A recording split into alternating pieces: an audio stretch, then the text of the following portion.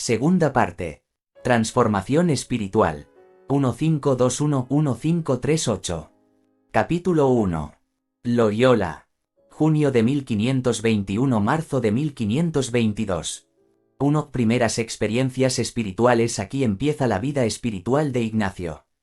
Quiere el Espíritu Santo obrar en su alma una nueva creación infinitamente superior a la primera, pero no será cosa de un instante, como lo fue el darle la vida temporal, sino que irá transformándolo de claridad en claridad hasta terminar su obra. Las divinas lentitudes que vemos en nuestro Señor Jesucristo deben tranquilizarnos y asegurarnos para entender la acción de Dios en cualquiera criatura. Ignacio estaba destinado a ser un gran maestro de la vida espiritual, convenía, por consiguiente, que fuese tentatus per omnia.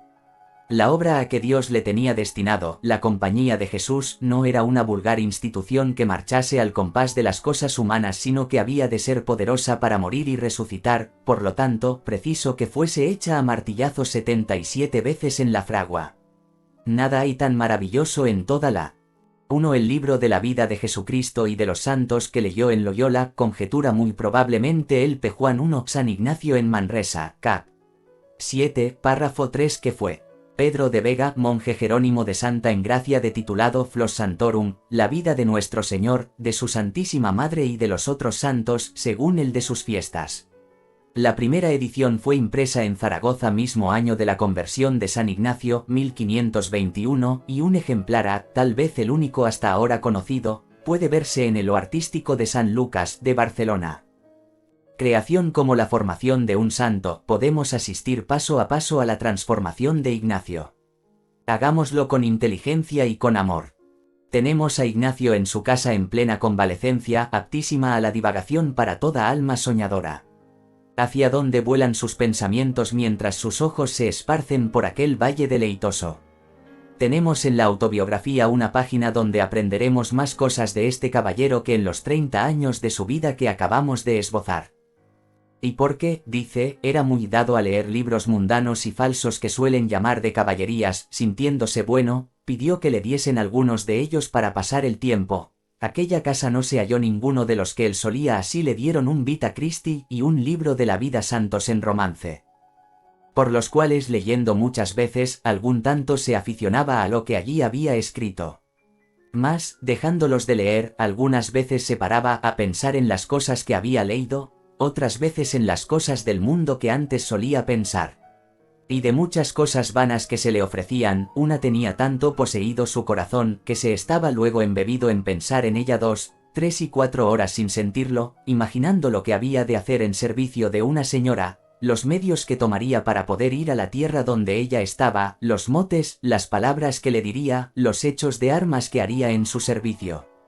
Y estaba con esto tan envanecido que no miraba cuán imposible era poderlo alcanzar, porque la señora no era de vulgar nobleza, no condesa ni duquesa, mas era su estado más alto que ninguno de estas. Todavía nuestro Señor le socorría, haciendo que sucediesen a estos pensamientos otros que nacían de las cosas que leía. 2.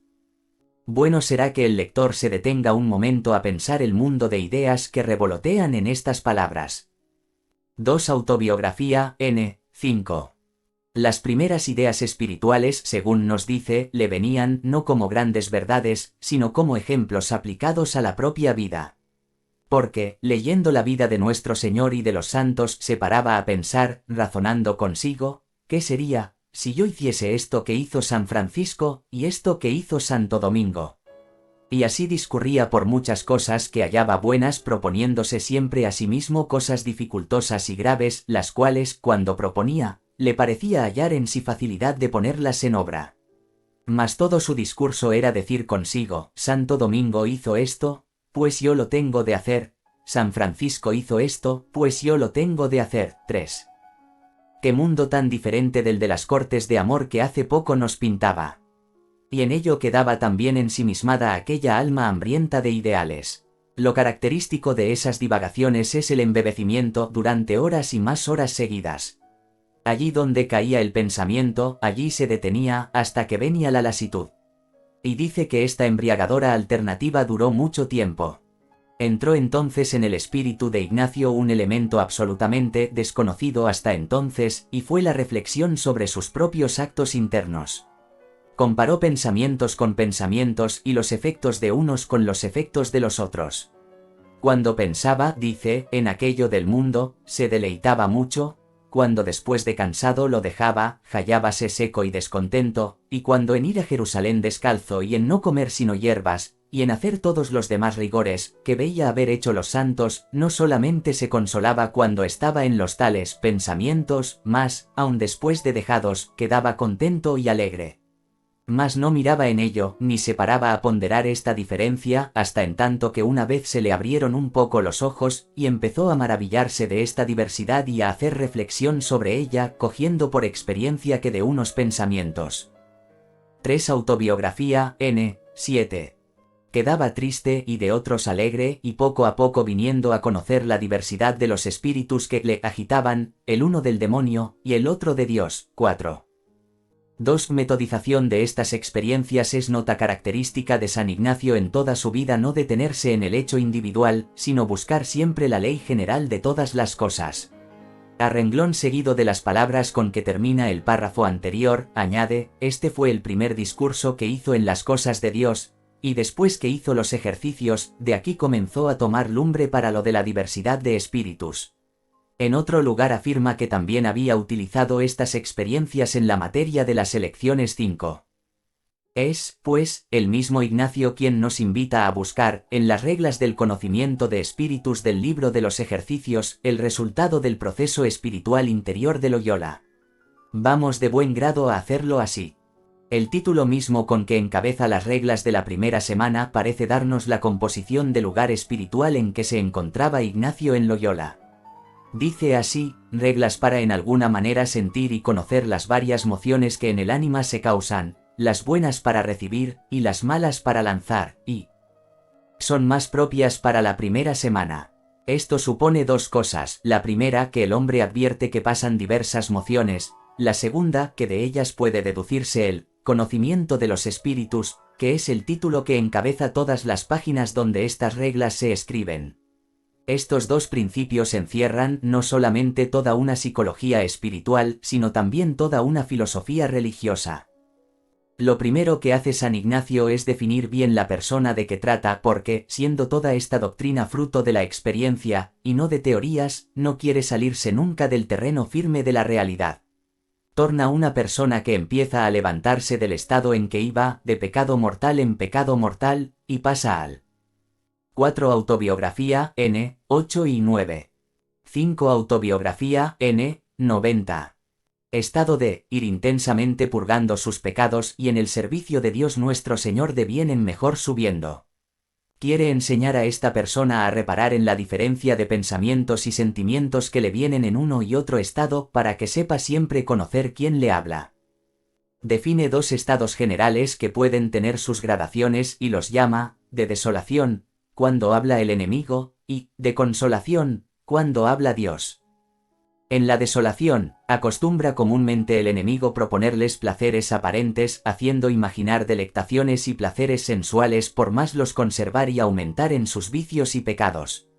A este estado llama desolación espiritual, y nos da como característica de él oscuridad en el ánima, turbación en ella, moción a las cosas bajas y terrenas, inquietud de varias agitaciones y tentaciones, moviendo a infidencia, sin esperanza, sin amor, hallándose toda perezosa, tibia, triste y como separada de su Criador y Señor.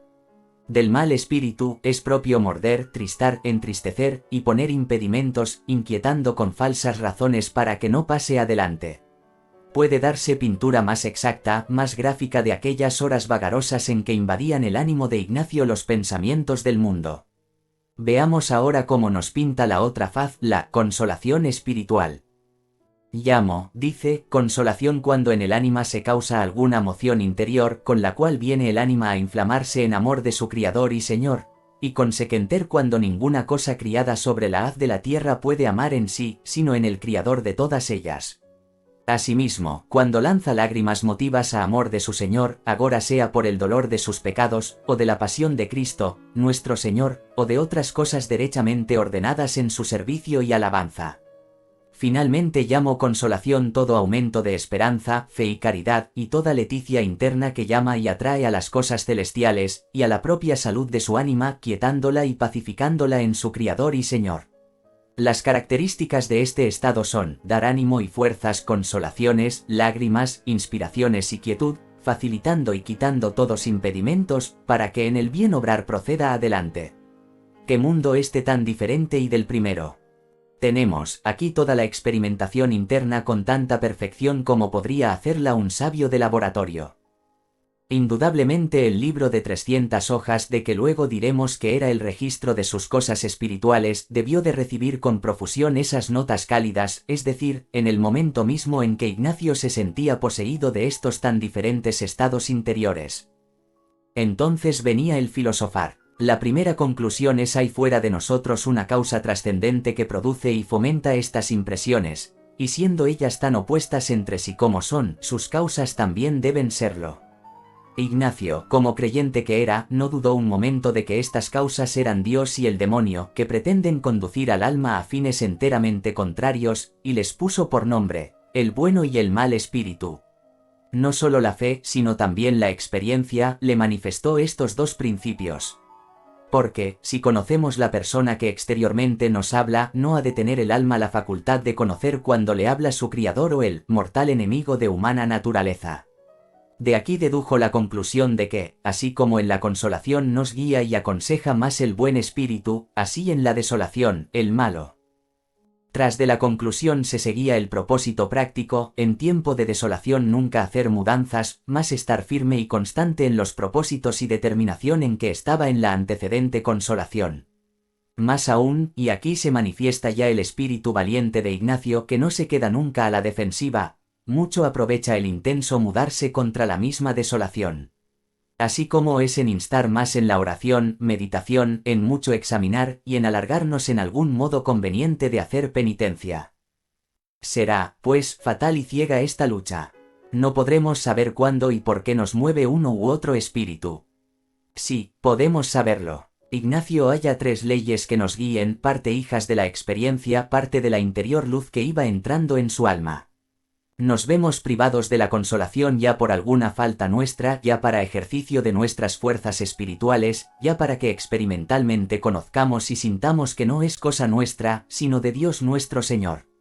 En todas estas circunstancias la desolación, bien llevada, nos es un bien, o como remedio expiatorio, o como instrumento de formación.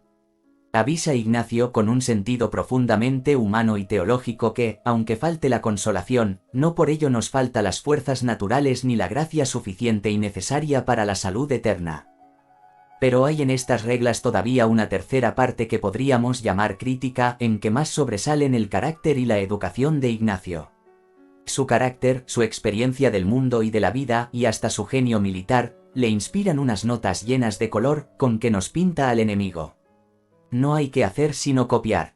El enemigo, dice, se hace como mujer, en ser flaco por fuerza y fuerte de grado, porque, así como es propio de la mujer, cuando riñe con algún varón, perder ánimo dando huida cuando el hombre le muestra mucho rostro, y, por el contrario, si el varón comienza a huir perdiendo ánimo, la ira, venganza y ferocidad de las mujeres muy crecida y tan sin mesura, de la misma manera es propio del enemigo enflaquecer y perder ánimo dando huida a sus tentaciones cuando la persona que se ejercita en las cosas espirituales pone mucho rostro contra las tentaciones del enemigo, haciendo el opósito per diametrum. Y, por el contrario, si la persona que se ejercita comienza a tener temor y perder ánimo en sufrir las tentaciones, no hay bestia tan fiera sobre la haz de la tierra como el enemigo de natura humana en la prosecución de su dañada intención con tan crecida malicia. Nuestro enemigo, asimismo, se hace como vano enamorado en querer ser secreto y no descubierto, porque así como el hombre vano que hablando a mala parte requiere a la hija de un buen padre, o a la mujer de buen marido, quiere que sus palabras y suasiones sean secretas, y al contrario, le displeis mucho cuando la hija al padre, o la mujer al marido descubre sus vanas palabras e intención depravada, porque fácilmente colige que no podrá salir con la empresa comenzada. De la misma manera, cuando el enemigo de natura humana trae sus astucias y suasiones a la ánima justa, quiere y desea que sean recibidas y tenidas en secreto, más cuando la descubre a su buen confesor, o a otra persona espiritual que conozca sus engaños y malicias, mucho le pesa, porque colige que no podrá salir con su malicia comenzada en ser descubiertos sus engaños manifiestos. Asimismo sea como un caudillo para vencer y robar lo que desea, porque, así corno un capitán y caudillo del campo, asentando un real, y mirando las fuerzas o disposición un castillo, le combate por la parte más flaca. De la misma manera el enemigo de natura humana, rodeando mira en torno todas nuestras virtudes teologales, cardinales y morales, por donde nos haya más flacos y necesitados para nuestra salud eterna, por allí nos bate y procura tomarnos. Estas reglas tienen por campo de experimentación el alma que traspasa la frontera del pecado y entra en la buena vida, que es el estado en que debía de hallarse Ignacio en los primeros tiempos de Loyola. Pero viene luego un período en que la frontera queda ya lejos y la persona va entrando tierra adentro de la virtud, y entonces el grande observador de los hechos internos espirituales halla que se cambian las experiencias y precisan otras leyes. La terminología es la misma, consolación y desolación, con las mismas derivadas de alegría y tristeza, pero la estrategia es diferente y aún opuesta, en cierto sentido. Al alma, purificada y que adelanta, Dios y el ángel bueno siempre dan consuelo y alegría, y el enemigo tristeza y desolación con sutilezas y engaños. Pone Ignacio una finísima comparación: la gota de agua entra suave y quietamente en una esponja, pero cae con violencia y ruido sobre una piedra. La razón de esta diferencia es la semejanza o desemejanza que tienen estas cosas entre sí. Así el que es semejante entra quietamente como en casa propia, y el enemigo, con violencia, como en casa ajena. Pero el enemigo, que ve y sabe esto mejor que nosotros, quiere contrahacer la divina consolación para traer al alma desviada a sus perversos fines, y, por lo tanto, se hace necesaria una discreción más sutil para distinguir la verdadera consolación divina de la falsa y fingida del enemigo. Aquí triunfa Ignacio tanto o más que en las primeras reglas. Comienza por distinguir la consolación que tiene alguna causa en las cosas criadas de la que ninguna tiene, y afirma profundamente que solo es de Dios nuestro Señor dar consolación al ánima sin causa precedente, es decir, sin ningún previo sentimiento o conocimiento de algún objeto por el cual venga la tal consolación, mediante sus actos de entendimiento y voluntad. Con causa de la manera que acaba de explicar puede consolar al ánima así el buen ángel como el malo por contrarios fines. El discernir estos casos no es cosa de sentimentalismos sino de puro análisis racional. Debemos mucho advertir el discurso de los pensamientos, y si el principio, medio y fin es todo bueno, inclinado a todo bien, señales de buen ángel, mas, si en el discurso de los pensamientos que trae acaba en alguna cosa mala o distractiva, o menos buena que la que el ánima antes tenía propuesta de hacer, o la enflaquece, o inquieta, o conturba a la ánima, quitándole su paz, tranquilidad y quietud que antes tenía, clara señal es proceder de mal espíritu, enemigo de nuestro provecho y salud eterna. Y ahora vuelve aquel Ignacio terrible analizador de sí mismo. Has hallado por la regla anterior que el demonio ha entrado con la tuya y salido con suya. Pues, mira, dice, por dónde ha entrado es a su cola serpentina, cuál es el punto en donde han empezado a desviarse tus pensamientos para adquirir el conocimiento de ti mismo. Hasta en el caso de que la consolación sea sin causa y por lo tanto divina, la persona espiritual, dice, debe con mucha vigilancia y atención mirar y discernir el propio tiempo de la tal actual consolación pasada, porque muchas veces en este segundo tiempo, por su propio discurso de habitudines y consecuencias de los conceptos y juicios, o por el buen espíritu o por el malo, forma diversos propósitos o pareceres que no son dados inmediatamente de Dios nuestro Señor, y por lo tanto mucho menester ser bien examinados antes que se les dé entero crédito, ni se pongan en efecto. Mal enemigo es el demonio que se transfigura en ángel de luz, pero hay que convenir en que Ignacio era un formidable batallador por esa su fuerza y finura de percepción y de análisis interior. Difícil sería hallar un caso superior ni igual en toda la historia de la ascética cristiana. Entre el sentimentalismo nebuloso y la duda o la cavilación pasa el decidido y seguro guiado por la razón y el buen sentido. Porque notemos que aquí no hay doctrinas teológicas ni magisterio de ninguna escuela, de ningún maestro ni doctor, sino puro buen sentido natural, iluminado, sin embargo, por la luz de Dios que le enseñaba. Este es el temple racional que tendrá la ascética ignaciana. Es muy posible, por no decir probable y tal vez cierto, que estas reglas no salieron perfectas de Loyola. De creer es que allí se acumuló la materia experimental y se organizó el método perfectísimo de introspección, pero el conjunto armónico, el orden y la definitiva redacción vino más tarde, cuando ya hubo Ignacio hecho los ejercicios que le comunicaron el conocimiento de toda la vida espiritual que ahora completamente ignoraba. 3. Termina la conversión. Cerremos ya esta digresión sobre el conocimiento de los espíritus para seguir el hilo del proceso espiritual de la conversión de San Ignacio. Dice él mismo, y cobrada no poca lumbre de esta lección, comenzó a pensar más de veras en su vida pasada, y en cuánta necesidad tenía de hacer penitencia de ella. Y aquí se le ofrecían los deseos de imitar a los santos, no mirando más circunstancias que prometerse así con la gracia de Dios de hacerlo como ellos lo habían hecho.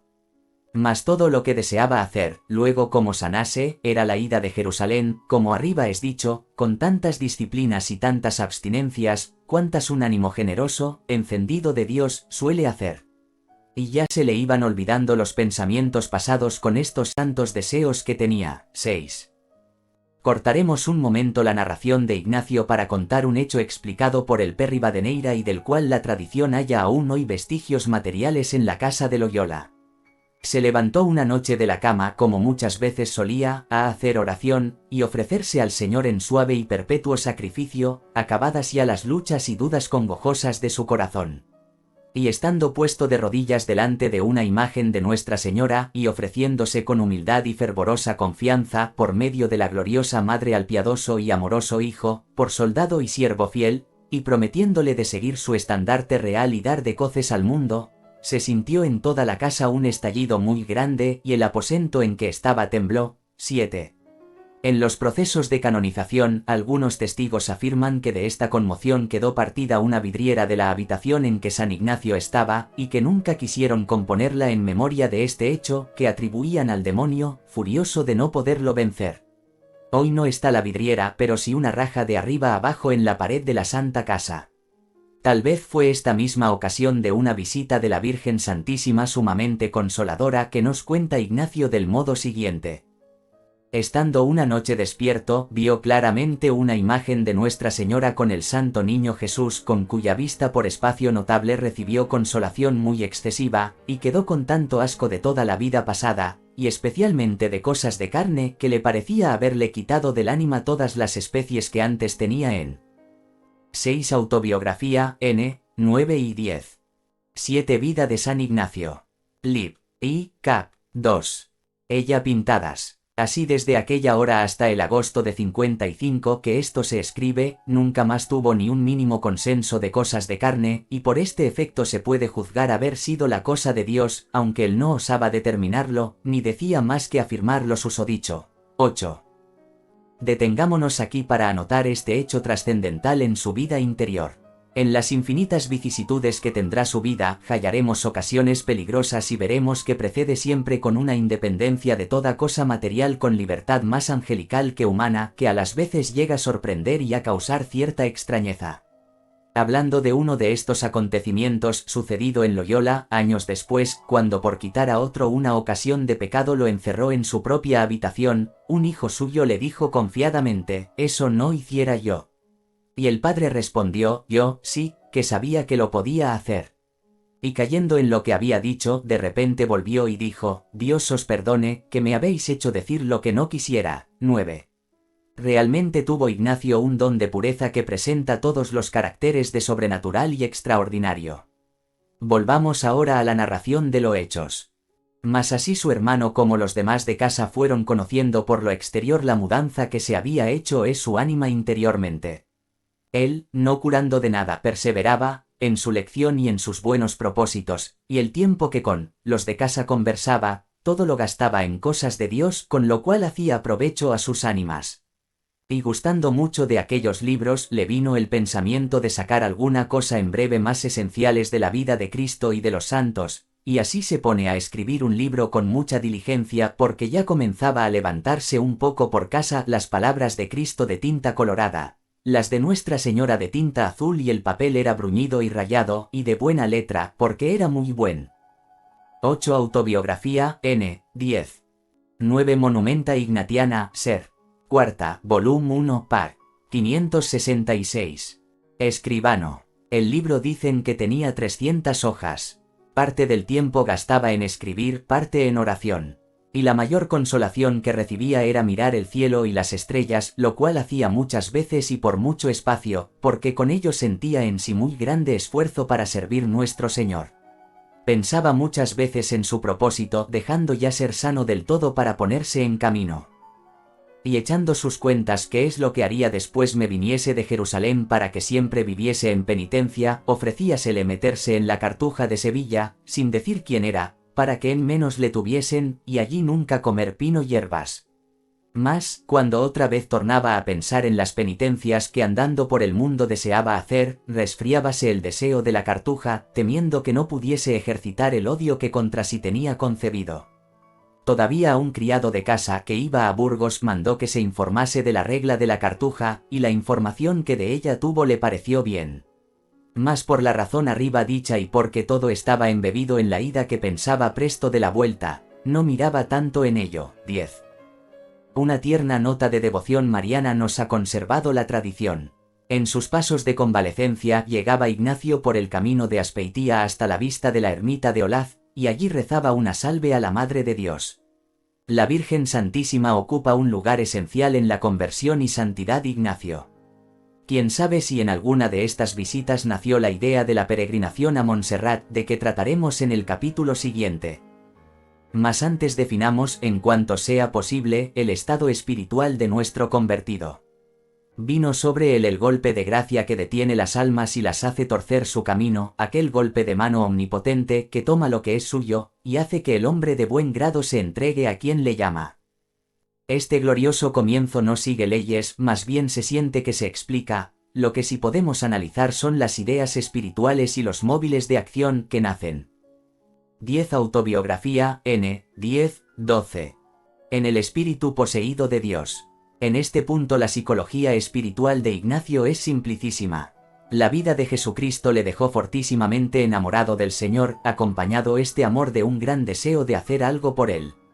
Hacer algo lo tomaba Ignacio en el sentido más material que puede tener esta palabra en el lenguaje espiritual, es decir, realizar acciones corporales penosas y heroicas. La vida de los santos fijaba estos deseos en la imitación de todo lo grande y heroico que hallaba en razón de sacrificio corporal, es decir, de penitencia. Amar y servir a Dios era ser penitente. Dentro de la simplicidad de esta ascética hallamos una grande elevación. La penitencia no era por temor, sino por amor. Esto solo bastaba a hacer un santo, y es muy posible que haya habido en la Iglesia de Dios algunas almas santísimas que no hayan pasado de aquí. Tengamos presente esta ideología para poder comparar y ver las ascensiones de claridad en claridad que nos aguardan. Podemos confirmar esto con unas palabras del padre Laínez claras y precisas como suyas, el cual, el Señor dice, más le daba una simple intención y buena voluntad que lumbre de entendimiento acerca de las cosas divinas. Teniendo más vueltos los ojos a los ejercicios exteriores y a las penitencias que no a otras cosas interiores por no entenderlas aún. Así que totalmente le parecía entonces que la santidad se había de medir por la aspereza exterior, y que quien hiciese penitencia más áspera hubiese de ser tenido en el divino acatamiento por más santo, el cual parecer le hacía tomar propósitos de hacer una vida muy áspera. Añade el padre que Ignacio no tenía maestro y que todas las grandes resoluciones las tomaba sin consultar con nadie. 11. Notemos también el método característicamente ignaciano, la observación interna, la crítica de sí mismo, la reducción a leyes racionales de tan complicado y difícil fenomenismo espiritual. Un hecho hay notabilísimo que a muchos causa. 11 Monumenta Ignatiana, ser. 4 pág. 100-101. Una extrañeza siempre renovada, y es que el libro de los ejercicios después del principio y fundamento que está fuera de la primera semana, empieza por el examen.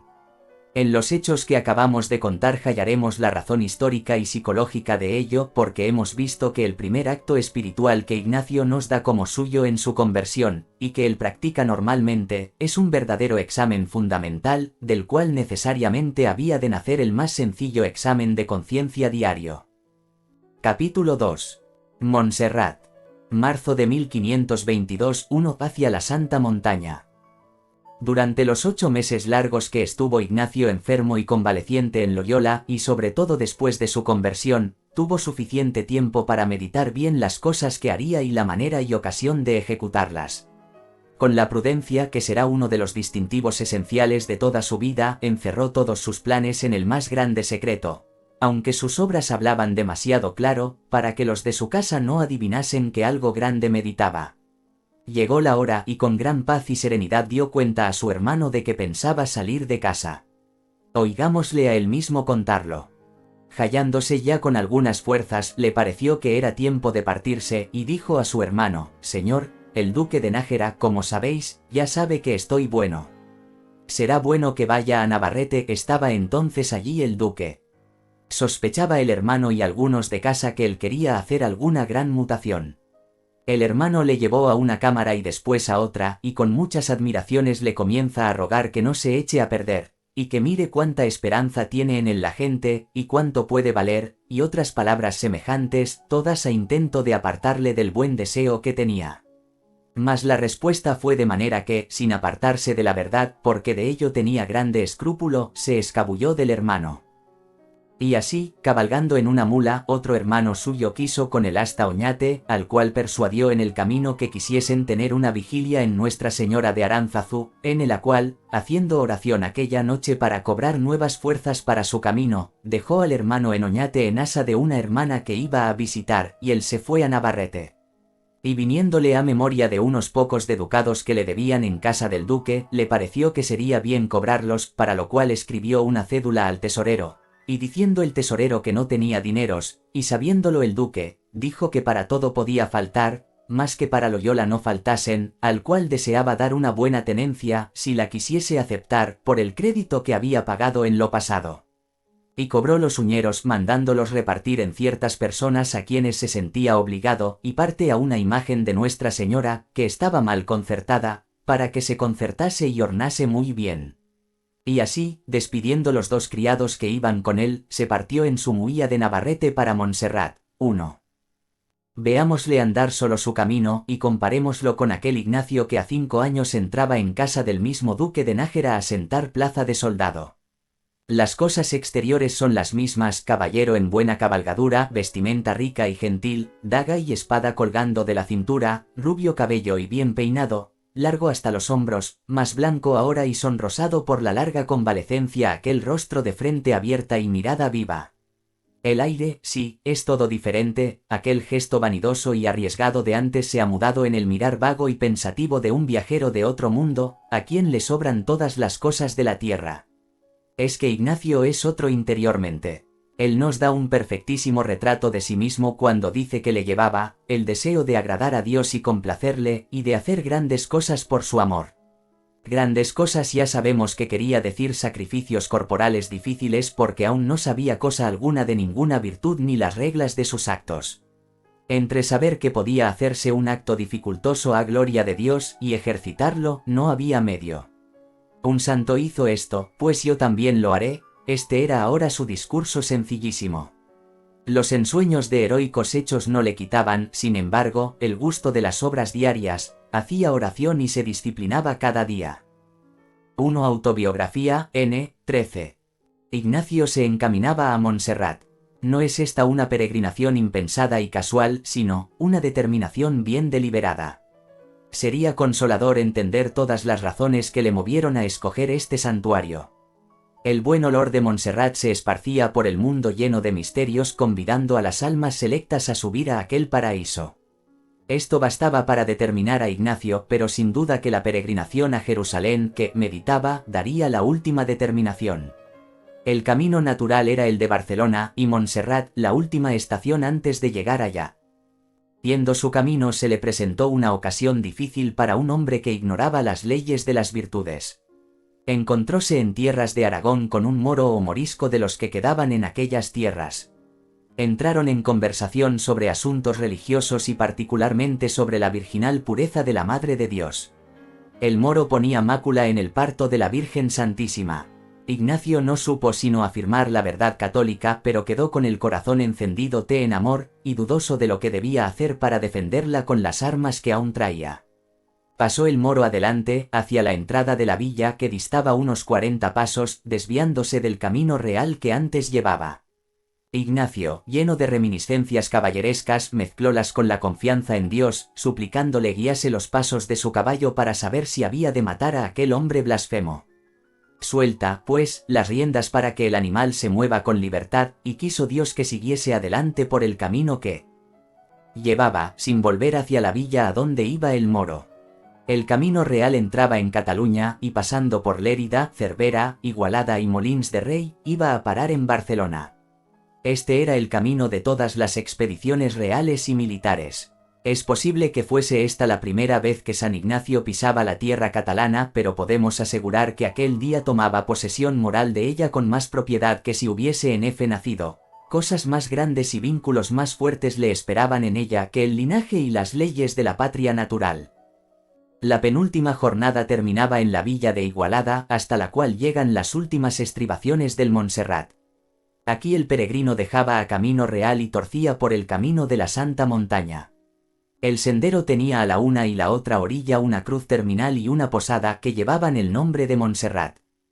Sintió ya Ignacio la impresión del lugar santo, tanto por la maravillosa vista de aquel palacio de rocas que, con sierra de oro aserraron los ángeles, como por la proximidad de la reina que le tenía robado el corazón.